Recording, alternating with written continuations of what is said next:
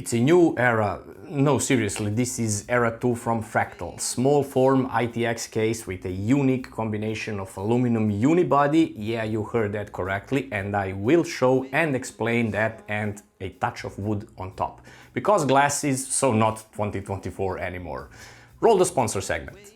Looking for affordable Windows or Office keys? Look no further, I got you covered. Head over to scdkey.com, pick your Windows edition, use my discount code LE25 to get a 25% on any Windows or Office products. Once you complete your order, after a few seconds you will receive your code. In Windows, go to Settings, there should be an Activate Windows prompt at the bottom. Click that, enter your code and wait for Windows to finish activation. To check the activation status, use the command prompt with the command slmgr.vbs/xpr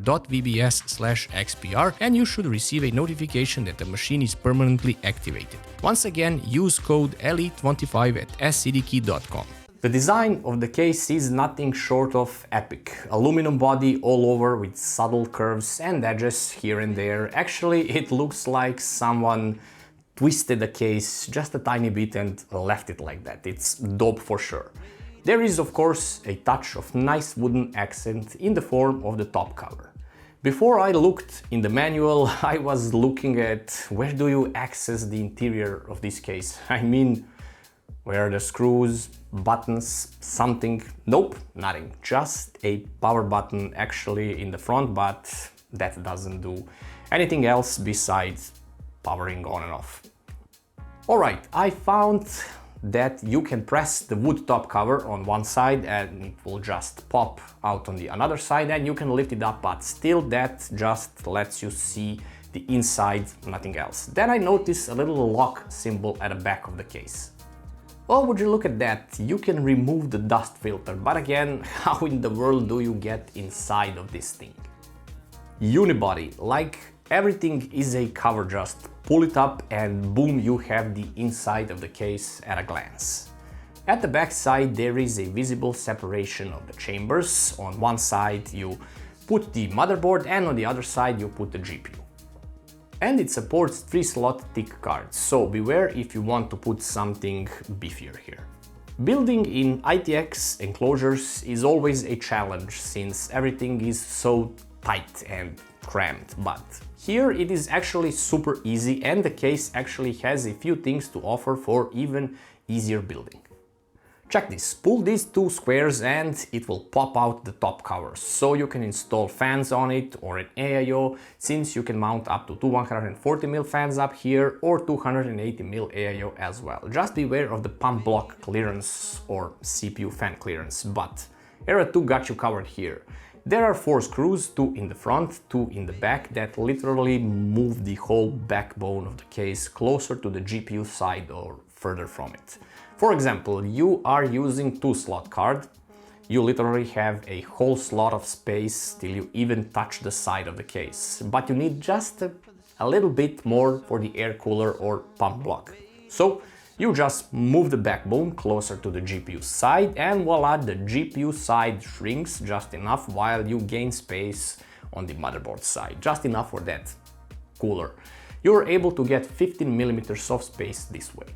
In case you need to install longer GPUs that won't fit with the traditional approach, you can pull them through this opening in the front because the frame might be in the way for you to insert it directly in the frame.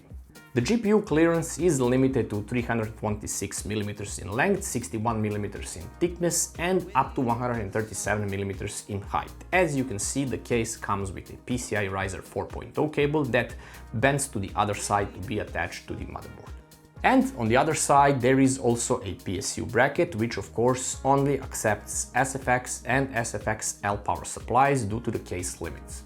Front panel cables are also tied to the side and as you can see, tie points are literally everywhere around the frame, which is actually super helpful with ITX cases, as you will see how things become messy real quick. Seriously, someone should invent wireless cables just for the sake of ITX cases, but in reality the PSU is easily installed here, there is a screw here on the side, and the PSU bracket just slides out, just rinse and repeat for installation of the PSU. On the other side, there is the same process for the dual 2.5-inch drive caddy, but you can also install two more drives behind the PSU on the frame itself. At the bottom of the case there are two 120mm Fractal Aspect 12 PWM fans rated up to 2000 RPM, so have no fear, these will pull fresh air inside the system. As mentioned in the beginning, this is an ITX case, so naturally only ITX boards can fit here, and the build process is actually super easy given the fact that this is such a small case with the dimensions of only 366 in length, 165 wide and 314mm height, but that should not stop you from making a really cool small PC. I used Ryzen 7800 X3D here with RTX 3080 Ti for the GPU, but I had a little problem. The AIO I used is using stock AMD clips, and I know for a fact that this is not good, that can never be tightened on the CPU correctly, and I was right. Because upon removal I noticed it only put pressure on one side of the CPU, leaving half of it barely covered. But even so, this case had nice temperatures, up to 74 for the CPU. Again, mind that this AIO is not good, I don't have any other 240mm slim pump block AIO to test it properly, but I believe that temperatures would be normalized to mid-50s to lower 60s if a better AIO was used, while the GPU hovered around 66 degrees. Bottom fans did pull fresh air inside and it was properly exhausted through the top, while the GPU was taking fresh air through the holes on the side of the body itself. Just out of curiosity, I did try with the case in the open without the shell on it, exactly the same temperatures. So the case is capable of handling hot hardware, since I know for a fact that this GPU runs hot, so anything from RTX 40 range would be even cooler, and a better 240 or even 280mm AIO would keep the CPU at bay, and you can have a really cool looking PC like no other with a small footprint on your desk. At the bottom of the case there is a plastic frame that technically holds the outer shell in place. You can remove it to install new fans if you want, but you can do it even without removing the plastic frame.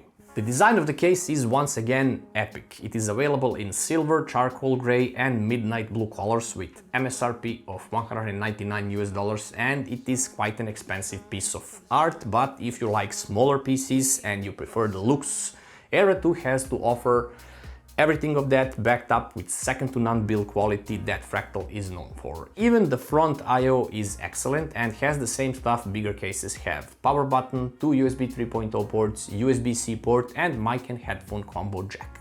And I would like to give you a couple pieces of advice if you decide to get this case. That is to pre-route some of the cables exactly how it is shown in the manual, as it will make your life easier afterwards and you will end up with a much cleaner build than mine.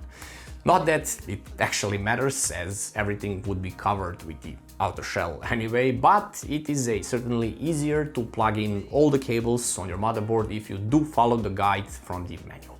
So there it is, a new Era from Fractal, pretty much a niche case if you ask me, that targets a certain audience, and I believe that they fixed issues that the previous model had, and that was that it was just a real hotbox. So full aluminum body exterior mixed with wooden accents will go pretty good with minimal setups, if that is your thing, of course. As always, thanks for watching guys, like and share if you liked the video, and don't forget to sub to the channel as it really means a lot. See you in another one.